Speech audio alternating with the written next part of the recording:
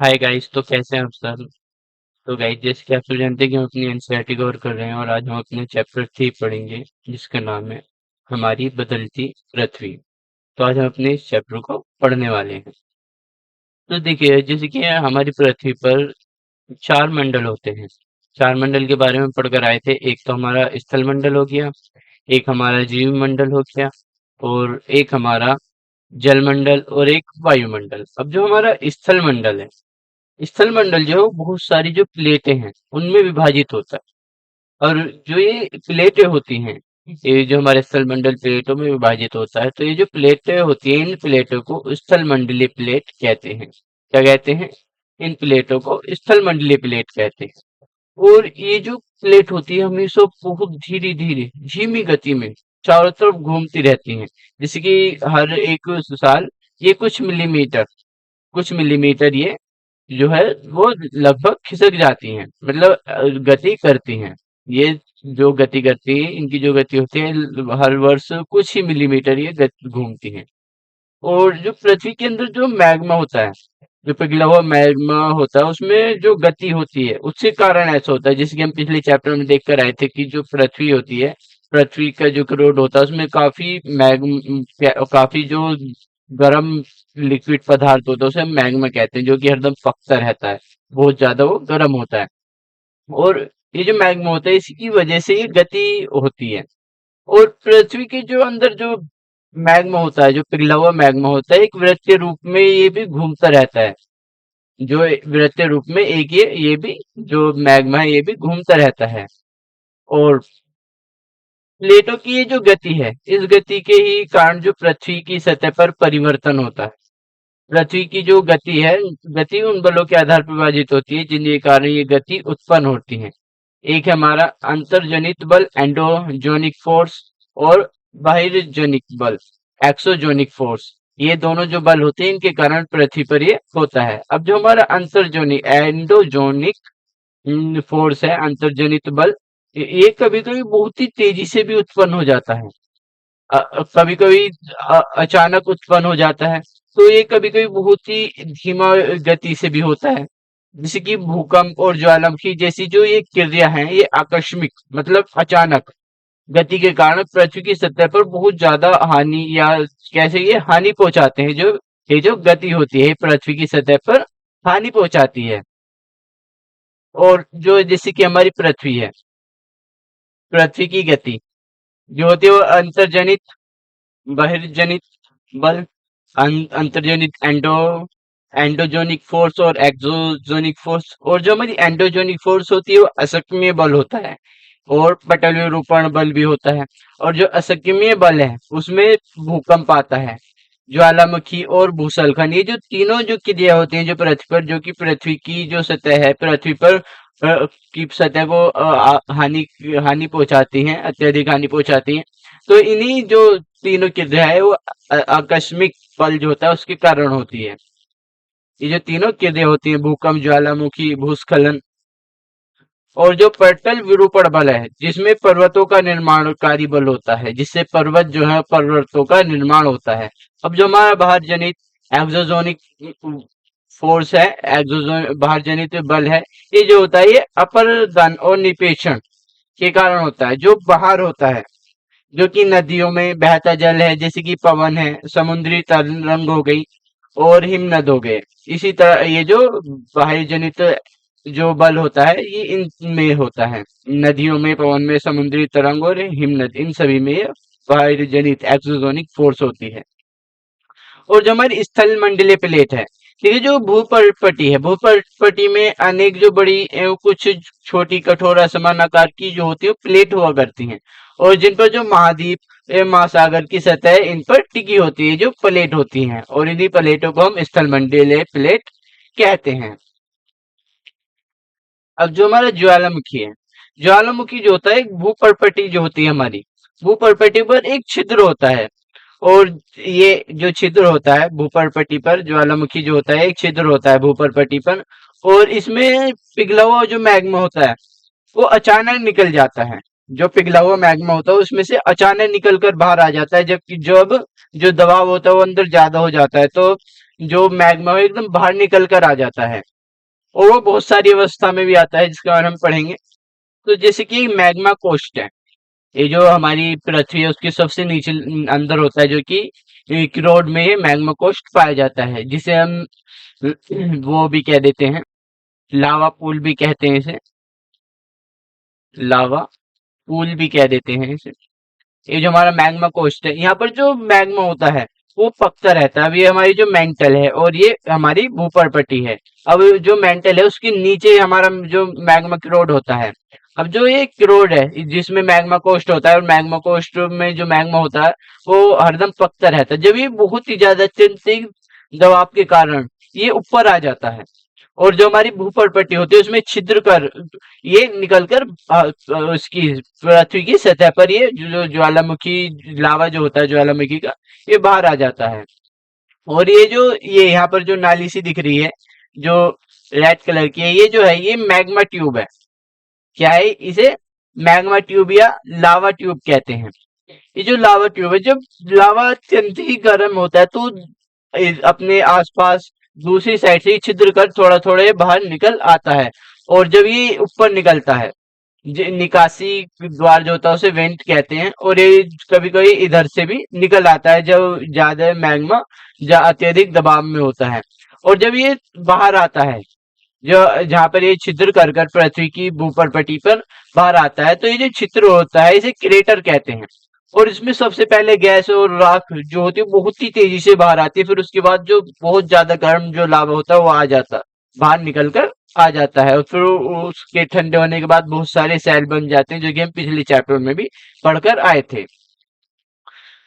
तो जैसे कि एंडोजोनिक जो शब्द है हमारा, एंडोजोनिक मतलब अंत, और एंडो मतलब अंत और जोनिक मतलब उत्पत्ति, अंत में उत्पत्ति। एंडोजोनिक मतलब अंदर उत्पन्न होने वाला, एक्सोजोनिक मतलब बाहर, जोनिक एक्सो मतलब बाहर, और जोनिक मतलब उत्पत्ति की बाहर उत्पन्न होने वाला, उसे कहते हैं हम एक्सोजोनिक।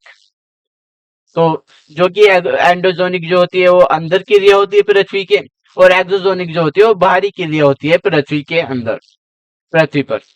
और ये जो इसी प्रकार जो स्थलीय मंडल प्लेट जो होती हैं गति करने पर जो पृथ्वी होती है उस पर कंपन महसूस होते हैं, कंपन उत्पन्न हो जाती हैं।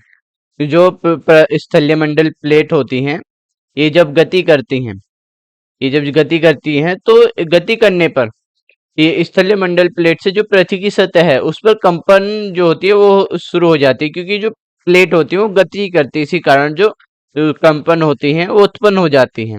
और इसी कंपन को हम क्या कहते हैं? इसी कंपन को हम भूकंप कहते हैं।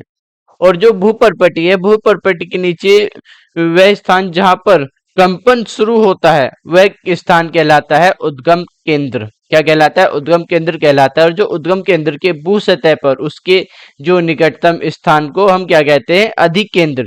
जो इसका भू उद्गम जो स्थान है, जैसे कि आप इसे देख रहे हैं, ये जो भू उद्गम स्थान है इसके जो नीचे का, इसके जो पास का ये जो अधिकेंद्र, ये जो इसके जो पास की जो सतह निकटतम स्थान होता है वो अधिकेंद्र कहलाता है। और जो ये अधिकेंद्र होता है, अधिकेंद्र से बाहर की ओर तरंगों के रूप में गमन करती है। जो कंपन होती है वो तरंगों के रूप में बाहर निकलती है उद्गम केंद्र से अधिकेंद्र की तरफ, और फिर अधिकेंद्र से बाहर निकलती है तरंगों के रूप में। और जो अधिकेंद्र के निकटतम भाग में स्वार्धिक हानि होती है।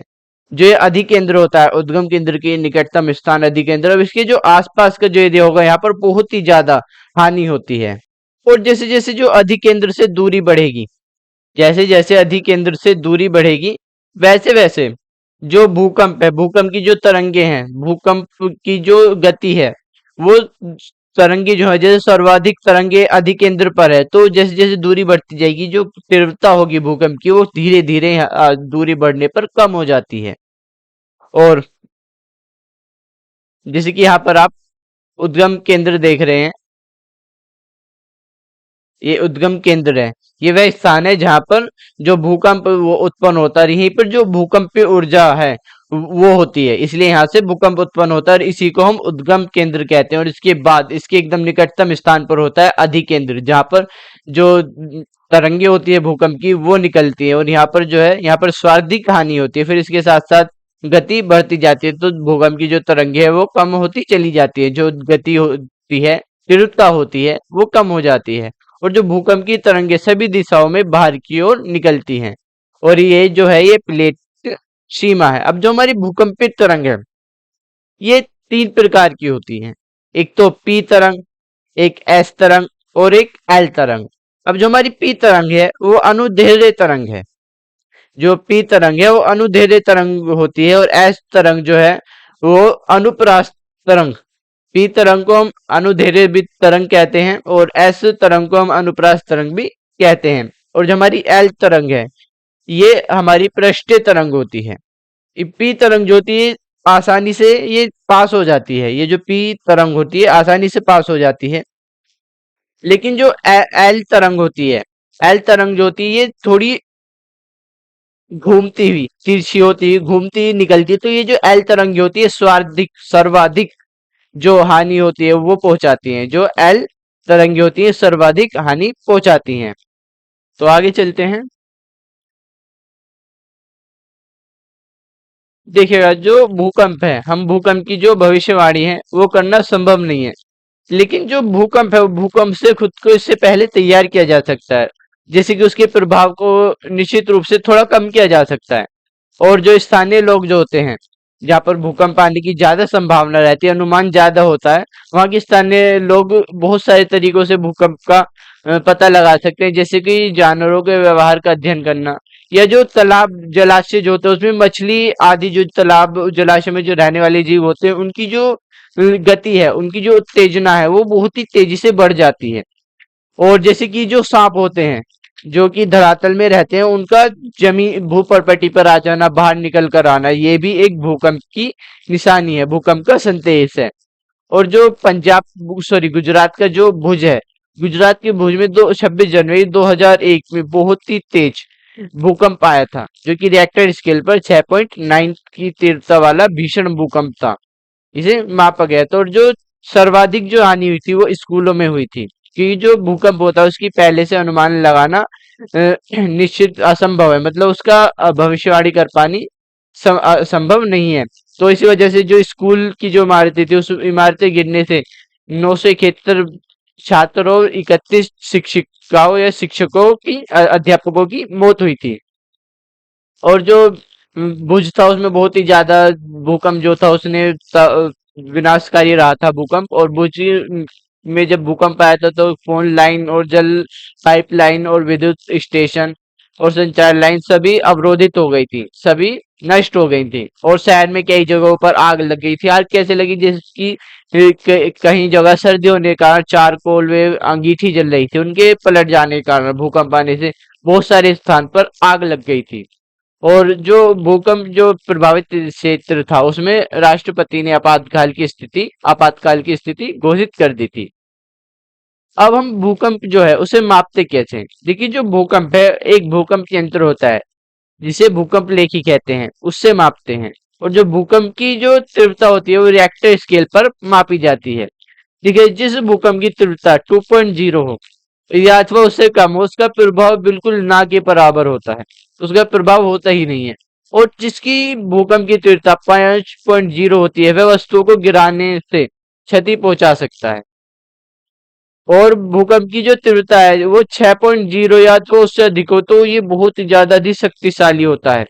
और इसके अलावा जो जिस भूकंप की तीव्रता 7.0 हो, वो इतना अधिक शक्तिशाली समझा जाता है कि वो इमारतों को भी गिरा देता है। वह सर्वाधिक शक्तिशाली जो भूकंप होता है वो 7.0 का होता है। लेकिन जो 9.0 के भी भूकंप जो विश्व है उसमें आ चुके हैं। तो जो भूकंप होता है भूकंप लेखी रिएक्टर स्केल पर मापा जाता है। सबसे तेज जो तीव्रता का भूकंप होता है वो 7.0 तक का होता है, जो कि इमारतों को गिरा सकता है। 2.0 के जो भूकंप की तीव्रता होती है ये प्रभाव नहीं कर पाता है भूकंप। और जब जो भूकंप प्रभाव करता है वो 5.0 से ये जो भूकंप है ये भूकंप प्रभावित कर सकता है। तो जैसे कि भूकंप आए तो भूकंप की उसमें भूकंप के दौरान किस जगह आश्रय लें, कहाँ पर हम बच सकते हैं? देखिए, जो सुरक्षित स्थान जैसे कि रसोई की कैंटर या मेज नीचे दीवार के अंदरूनी कोने में, और ऐसे स्थानों से दूर रहें जहाँ पर कांच आदि टूट टूट रहा हो या आग लगने का डर हो चिमनी के आसपास, या कोई जो अच्छी इमारत ना हो, गिरने की उसकी ज्यादा आशंका हो, ऐसी चीजों से ज्यादा ज्यादा दूर रहें और पहले से ही इस चीज के लिए तैयार रहें। तो आगे चलते हैं। तो हमारा नेक्स्ट टॉपिक है मुख्य स्थल स्थलाकृति। देखिए, जो अपक्षय एवं अपर्दान नामक दो की परिक्रम द्वारा जो दृश्य भूमि लगातार विघटित होती रहती है, जो हमारी भूमि है वो लगातार जो है विघटित होती रहती है, और पृथ्वी की जो सतह है, पृथ्वी की सतह पर सेल टूटने से जो अपक्षय क्रिया है, अलग होने की जो क्रिया है वो होती है। और जो भूदृश्य पर जल, पवन एवं हिम जैसे जो विभिन्न विभिन्न घटकों के द्वारा होने वाले क्षय को अपर्दान कहते हैं। अब जो वायु जल आदि जो अपरिदित पदार्थ को एक स्थान से दूसरे स्थान पर ले जाता है, जो वायु जल आदि जो होता है, जो अपरदित जो अप्रदान हो चुका है, उस पदार्थ को वायु और जल जो होते हैं एक स्थान से दूसरे स्थान पर ले जाते हैं और इसके ही परिणाम स्वरूप एक स्थान पर निक्षेपित करते हैं। और जो अप्रदान एवं निपेषण के ये पराक्रम पृथ्वी के धरातल पर विभिन्न जो स्थल कृतियों का वो निर्माण करते हैं। और जैसे कि विश्व में बहुत सारे जलप्रात है, छोटे बड़े, और जो सबसे ऊंचा जो जलप्रात है वो दक्षिण अमेरिका के वेनेजुला में एंजल जलप्रात है। और इसके अलावा बहुत सारे जलप्रात जो कि उत्तरी अमेरिका और कनाडा में भी हैं। और संयुक्त राज्य अमेरिका की सीमा पर स्थित नियाग्रा जलप्रात, और अफ्रीका के जाम्बिया में और जिम्बाब्वे की सीमा पर स्थित एक विक्टोरिया जलप्रात भी है। और भारत का जो जलप्रात है 255 मीटर ऊंचा भारत का सबसे ऊंचा जलप्रात है, और जो विश्व का सबसे ऊंचा जलप्रात है वो 971 मीटर ऊंचा है, लगभग 1 किलोमीटर। तो जलप्रात कब बनते हैं? जलप्रात कब बनते, देखिए, जब नदी का जो कार्य होता है, नदी के जल से दृश्य भूमि का जो अपर्दान होता है, नदी के जल से जो दृश्य भूमि का प्रदान होकर जब नदी किसी खड़े हुए स्थान से खड़े ढाल वाले स्थान से अत्यधिक कठोर शैल या खड़े ढाल वाली घाटी में गिरती है, तो यही यहाँ पर ही जलप्रात बनाती है। यहाँ पर ही जो झरने होते हैं वो बनते हैं। जैसे कि आप यहाँ पर ये फोटो देख रहे हैं, जैसे कि नदी अपने साथ जो भूदृश्य भूमि का प्रदान होता है, और जब जहाँ पर जो खड़े ढाल वाले स्थान से जब नदी का पानी गिरता है तो वहीं पर जो खड़ी ढाल वाली जो घाटी होती है उसमें गिरती है, तो वहीं पर जलप्रात बनता है। अब जो जलप्रात में कठोर शैल भी हो सकते हैं और जल के द्वारा शक्ति द्वारा काटे गए शैल मुद्रित शैल भी हो सकते हैं। तो आगे करते हैं। देखिए, जब नदी जो होती है, नदी जो है जब मैदानी क्षेत्र में प्रवेश करती है, जैसे कि नदी नदी जो होती है वो पहाड़ों आदि से कट कर आती है, तो जब ये मैदानी क्षेत्र में प्रवेश करती हैं तो मेड़ेदार मार्ग पर बहने लगती हैं, और इन्हीं बड़े मेड़े को मोड़ों को विसर्प कहते हैं। क्या कहते हैं? ये जो बड़े मेड़े होते हैं इन्हें विसर्प कहते हैं। और जब जो नदी होती है वो जो बड़े बाढ़ वाले मैदान होते हैं उन पर बहने लगती है। तो इसके बाद जो विसर्प के किनारे लगातार अपर्दन और निक्षेपण शुरू हो जाता है, और जो विसर्प लूप के सिरे सिरे से कट जाते हैं और एक अलग जो है वो झील बना देते हैं, जिसे हम कभी कभी चाप झील भी कहते हैं। और जिसे जो कभी कभी अपने तटों से बाहर बहने लगती है, जो ये चाप झीलें अपने तटों से भी कभी कभी ये जो बाहर बहने लगती है, जो तटबंध होते हैं। और इसके फलस्वरूप जो निकटवर्ती क्षेत्रों में जो बाढ़ आ जाती है, और बाढ़ के कारण जो नदी के तट और जो निकटवर्ती क्षेत्रों में जो महीन मिट्टी है अन्य जो पदार्थ होते हैं इनका निक्षेपण करती है। और जो ऐसी मिट्टी एक पदार्थ को अवसाद कहते हैं, और इससे समतल जो उपजाऊ बाढ़ मैदान का निर्माण होता है। और नदी के उत्तरी तटों को तटबंध कहते हैं। और समुद्र तक पहुंचते पहुंचते जो नदी का प्रवाह है वो धीमे हो जाता है, और नदी अनेक धाराओं में विभाजित हो जाती है। जैसे कि आप यहाँ पर एक बाढ़ मैदान में नदी द्वारा निर्मित स्थलाकृति का चित्र देख रहे हैं। जैसे कि नदी यहाँ पर विसर्प बनाती है, तटबंध होते हैं, और जब नदी अपने स्थान से अलग बहकर वापस दूसरे स्थान पर आ जाती है तो थोड़ा थोड़ा जो जल पहुंच जाता है उससे चाप झील भी बन जाती है। अब जैसे कि जो नदी होती है वो अनेक धाराओं में जो है वो विभाजित हो जाती है, और जिनको हम क्या कहते हैं? वितरिका कहा जाता है। जिन्हें क्या कहते हैं? वितरिका। और ये इतनी धीमी हो जाती है कि अपने साथ जो मलबे का निरीक्षण करने लगती हैं। और जो प्रत्येक जो वितरिका होती है अपने मुहाने का हुआ है वो निर्माण कर देती है। जैसे कि मुख्य नदी से जब पहुंचते पहुंचते इतनी धीमी हो जाती है कि ये अनेक धाराओं में जो नदी होती है विभाजित हो जाती है। और जो सभी मुहाने के जो अवसाद के संग्रह से क्या बनता है, सभी मुहाने के अवसाद के संग्रह से डेल्टा बनता है। क्या बनता है? डेल्टा का निर्माण होता है। और भारत की ब्रह्मपुत्र नदी जो कि डेल्टा बनाती है। तो समुद्री तरंग के कार्य नेक्स्ट टॉपिक है हमारा। ये जो समुद्री तरंग के अपर्दान एवं विक्षेपण से जो तटीय स्थलाकृति बनाते हैं, और जो समुद्री तरंग जो लगातार टकराती रहती है जिससे जो दरार आदि जो होती है वो विकसित हो जाती हैं। और समय के साथ साथ ये जो दरारें होती है बहुत चौड़ी हो जाती हैं। जैसे कि आप यहाँ पर एक दरार देखेंगे, ये जो दरारें होती है काफी चौड़ी हो जाती हैं। और इनको समुद्री गुफा कहते हैं। ये जो दरारें होती हैं इनको समुद्री गुफा भी कहते हैं। और इन गुफाओं के बड़े हो जाने पर इनमें केवल छत ही बचती है जिसे हम तटीय मेहराब कहते हैं। जैसे कि यहाँ पर आप देख रहे हैं ये तटीय मेहराब। जब ये दरारें जो होती हैं, ये जो दरारें होती है जब बड़ी हो जाती हैं तो ये जो गुफा समुद्री गुफाओं में बदल जाते हैं। समुद्री गुफाएं जब ये बड़ी होने लग जाती हैं, जब इनके ऊपर केवल छत ही बचती है तो इन्हें क्या कहते हैं? इन्हें तटीय मेहराब कहते हैं। और जो लगातार अपर्दन छत को भी तोड़ देता है, जो अपर्दान होता है वो छत को भी तोड़ देता है और एक दीवार जैसी आकृति बनती है जिसे स्टेक कहते हैं। जैसे कि आप यहाँ पर देख रहे हैं ये दीवार की तरह आकृति बनती है, उसे स्टेक कहते हैं। और जो समुद्री जल के ऊपर लगभग उधर उठे हुए ऊंचे सेल तटों को समुद्री भ्रंग कहते हैं। और जो समुद्र किनारे पर अवसाद जमाकर समुद्री पुलिन का ये जो है निर्माण करती हैं।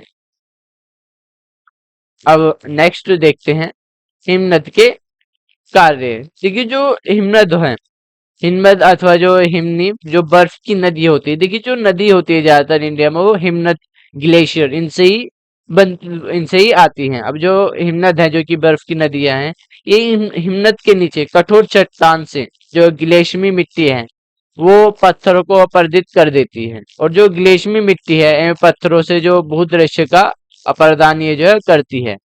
और जो हिमनद जो गहरी गति का निर्माण करती है और जो पर्वतीय जो क्षेत्र है उनमें जो बर्फ पिघलने से उन गर्तों में जो जल है वो भर जाता है और वो एक सुंदर सी झील बन जाते हैं। और हिमनद के द्वारा जो लाए गए जो छोटे बड़े सैल रेत एवं जो तलछट द्वारा निक्षेपित होते हैं, और ये जो निक्षेपित होते हैं इन्हें हम क्या कहते हैं? इन्हें हम हिमनद हिमोड़ कहते हैं। और ये जो निपेक्षित होते हैं हिमनद हिमोड़ का निर्माण करते हैं।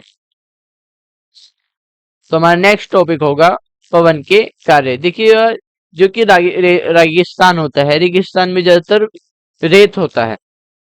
रेगिस्तान जो होता है रेत होता है। जब भी हम रेगिस्तान को इमेजिन करते हैं तो बड़े बड़े जो रेत के टीले ये सभी आते हैं। अब जो रेगिस्तान है, रेगिस्तान में पवन जो है पवन अपर्दान निपेक्षण का प्रमुख मुख्य कारण होता है जो वायु पवन होती है। और रेगिस्तान में छत्रक के आकार के सेल भी देखे जाते हैं जिन्हें सामान्य छत्रक सेल कहते हैं। और जो पवन है, पवन सेल के ऊपरी भाग को निपेक्षित सॉरी जो पवन है पवन सेल के ऊपरी भाग की अपेक्षा निचले भाग को वो आसानी से काटती है। तो इसलिए जो सेल है इसलिए ऐसी सेल के आधार पर संकीर्ण एवं शीर्ष विस्तृत होता है। और पवन के चलने पर यह अपने साथ रेत को एक स्थान से दूसरे स्थान पर पहुंचाती है। और जब पवन जो है पवन का जो बहाव रुकता है तो यहाँ जो रेत है रेत गिरकर जो छोटी छोटी पहाड़ी यहाँ पर बन जाती है। और ये जो छोटी छोटी जो पहाड़ियां बनती है इन्हें बालू टिब्बा कहते हैं। और जब बालू करीब महीने में हल्के होते हैं तो वायु उनको उठाकर अत्यधिक बहुत ही दूर तक इन्हें ले जाती है और वहां पर छोड़ देती है। तो इसी प्रकार जो बालू टिब्बे हैं उनका निर्माण होता रहता है। और जब ये बालू कण विस्तृत क्षेत्र में निपेक्षित हो जाते हैं तो इन्हें लोएस कहते हैं। क्या कहते हैं? लोएस कहते हैं। और चीन में एक विशाल लोएस निपेक्ष पाए जाते हैं। जो चीन है, चीन में विशाल जो लोएस निक्षेप पाए जाते हैं। सो गाइस यहाँ पर जो हमारा चैप्टर कंप्लीट होता है। आई होप की वीडियो आपको अच्छा लगा होगा। अगर वीडियो पसंद आए तो लाइक जरूर करें, और अगर आप हमारे चैनल पर पहली बार आए हैं तो चैनल को सब्सक्राइब करें और बेल आइकन को प्रेस करें। तो मिलते हैं अपने नेक्स्ट वीडियो में, तब तक के लिए बाय बाय।